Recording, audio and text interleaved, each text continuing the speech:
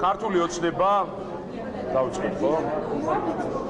ქართული ოცნება ჩამოყალიბდა ანტისახელმწიფოებრივ, ანტიქრისტიანულ ძალად.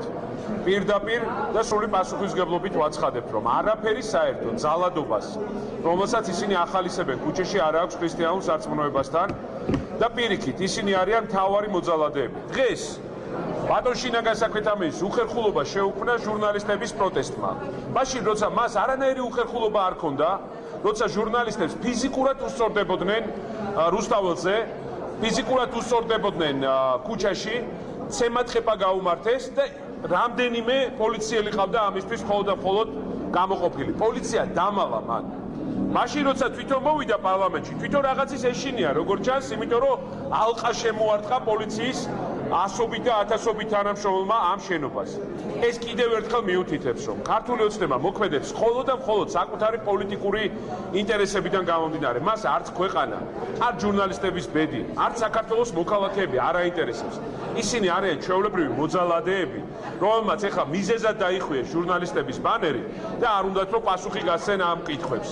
კიდევ ერთხელ ხაზგასმით ვამბობ, ჩვენმა ფრაქციამ 5 ივლისამდე ერთი კვირით ადრე დაუძახეთ ბატონ გომელაურს, რომ მოსულიყო პარლამენტში, რომ პრევენციულად დაგვესვა მისთვის კითხვები, რომ თავიდან აგვერიდებია ძალადობა, რომელიც უკვე ყველა მიცოდა აბსოლუტურად.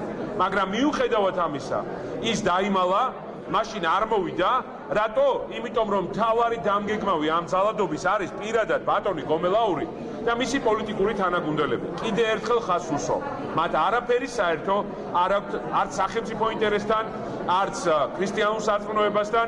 ისინი არიან ის პოლიტიკური ძალა, რომელიც პირიქით მუდმივად სახელმწიფოს ინტერესებს ბღალავს. ამას უჩვენებს ჩვენი დასავლელი პარტნიორების განცხადებებიც. ჩვენ ყველაფერს გავაკეთებთ იმისთვის, რომ ბოლომდე იყოს ეს ყველაფერი, ასე ვთქვათ, კიდევ ერთხელ ვიტყვი, რომ ქართული ოცნება ეს არის ანტისახელმწიფოებრივი, ანტიქრისტიანული ძალა, რომელიც ძალადობს საკუთარ მოქალაქეებზე, რომელიც ახალისებს და გეგმავს ძალადობას. ბატონმა გომელაურმა დამალა მთელი პოლიცია, როცა ქუჩაში ძალადობდნენ ჟურნალისტებზე. მაგრამ ეხლა დღეს, როდესაც ის მოდიოდა პარლამენტში, ეთყობა ძალიან ეშინოდა და უზარმაზარი კორდონები დაგვარტყა ამ შენობას გარშემო სამართალდამცავი ორგანოების. მაშინ პოლიციას არ ეცალა იმისთვის, რომ ჟურნალისტები დაეცვა. დღეს პოლიციას ეცალა იმისთვის, რომ ერთი შინაგან საქმეთა მინისტრი, რომელიც პარლამენტში მოდიოდა, მისი დაცვის დიდი ალაყაფი შემოერტყა პარლამენტისთვის. და რაც ყველაზე სამწუხაროა, დღეს ის გაიპარა. დღეს ის გაექცა შეკითხვებს და ჟურნალისტების პროტესტი თურმე მას უხერხულობას უქმნის, როცა უხერხულობას არ უქმნიდა ჟურნალისტებზე ძალადობა. ჩვენ ფრაქციამ 5 ივლისამდე დავიბარეთ, ეს ადამიანი არ მოვიდა, იმიტომ რომ იცოდა, რომ ჩაუვარდებოდა ის დაგეგმილი ძალადობა, რომლის მომსწრენი ყველანი გავხდით. ამიტომ ერთიანი ძალისხმევით აუცილებლად ავხდით ფარდას ქართული ოცნების მოძალადე ანტისახელმწიფოებრივ ქმედებებს. მინდა ხათუნას მე მინდა შეგახსენოთ ქრონოლოგია. შინაგან საქმეთა მინისტრი ჩვენმა ფრაქციამ დაიბარა 5 ივლისამდე და ჩვენი მოთხოვნა იყო, რომ ის გამოცხადებულიყო ადამიანის უფლებათა კომიტეტში. კომიტეტში თქვენ ჟურნალისტებს, ისევე როგორც აქტივისტებს, თითოეულ მოქალაქეს შეეძლო დაესვა კითხვა მინისტრისთვის და ეს იქნებოდა უფრო ფართო შესაძლებლობა, უფრო მეტი თითოეული ადამიანისთვის. ქართულმა ოცნებამ მასთან ერთად, მინისტრთან ერთად გადაწყვიტა, რომ არ მოსულიყო პარლამენტში, კომიტეტზე და არ გაეცა შეკითხვებზე პასუხი. მთავარი შეკითხვა იყო, რა პრევენციულ ზომებს ატარებდა შინაგან საქმეთა სამინისტრო. ორჯერ მოვიწვიეთ ის პარლამენტში, მათ შორის 5 ივლისის მერეც. ქართულმა ოცნებამ ისევ ის თანამონაწილეა ყველაფრისას დღეს ვიხილეთ, გადაწყვიტა, რომ სასესიო მოსმენით გადახორციელებინა ეს მოწვევა, სადაც თქვენ ჟურნალისტებს არ ქონდათ რეგლამენტის მიხედვით შესაძლებლობა, რომ შეკითხვები დაგესვა. ბუნებრივია ასეთ ვითარებაში ჟურნალისტების პროტესტი, რომელიც გამოიხატა კონკრეტული ბანერის გადმოფენით. სამწუხაროდ ჩვენ ვართ იმ რეალობაში, როდესაც მართლ ძალას, ხელისუფლებაში მყოფ ძალას არ აქვს უნარი ადეკვატურად შეაფასოს ვითარება და მისთვის, რაც ბუნებრივია ჟურნალისტების პროტესტი, აი ამ ფონზე ესაუბრა გომელაურს და გაეცა სწავლის შეკითხვებზე პასუხი, მაგრამ არა ყველამ ერთად ვიხილეთ, რომ მინისტრს ეშინია, როგორც ეშინოდა 5 ივლისამდე, ასევე 5 ივლისის მერე და დღეს პროტესტის ფონზე შვიდობიანი შუმი პროტესტის ფონზე, ბანერების გამო ქართულმა ოცნებამ ნახა მიზეზი, შეუქმნა სრული კომფორტი საკუთარ მინისტრს და ის გაიპარა დღევანდელი შეკითხვებისგან.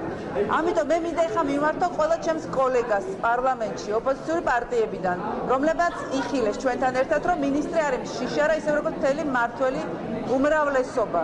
არის თანამონაწილე იმ ძალადობის, რაც ვიხილეთ 5 ივლისს.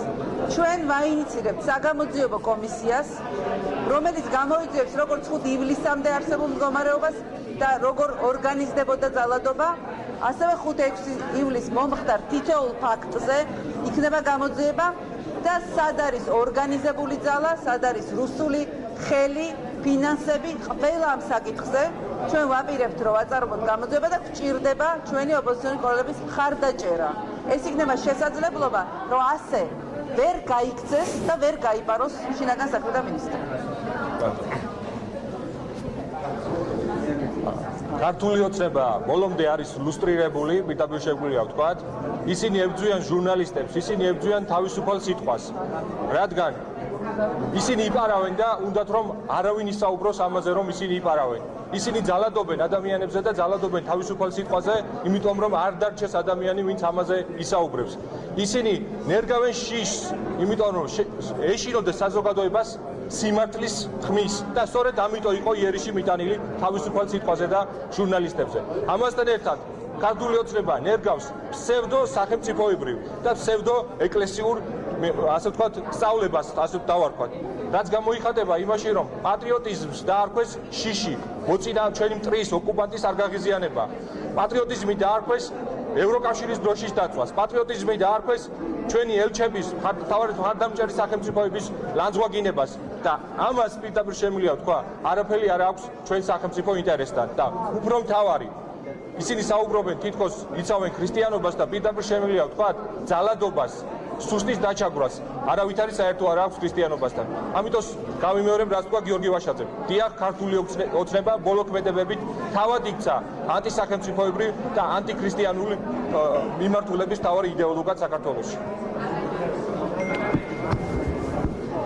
დღეს დილიდან ვიხილეთ შინაგან საქმეთა მინისტრი, რომელიც ფარულად ჩუმად შემოიპარა ამ შენობაში, იმიტომ რომ ჟურნალისტების კითხვებზე არ უნდა მას პასუხის გაცემა და დღეს ვნახეთ ასევე გამყარული მინისტრის ხომიდან, რომელიც არ ესიამუნა ის პროტესტი, რომელიც ჟურნალისტების მხრიდან იყო, ორად-ორი რამის შეეშინდა მას. ერთი, რომ დასჯილიყვნენ მოძალადეები, რომელსაც მედია ითხოვს და რა თქმა უნდა ამ მოთხოვნაში ჩვენც ყველა ერთიანები ვართ და მეორე, რომ აეღო პოლიტიკური პასუხისმგებლობა შინაგან საქმეთა მინისტრს.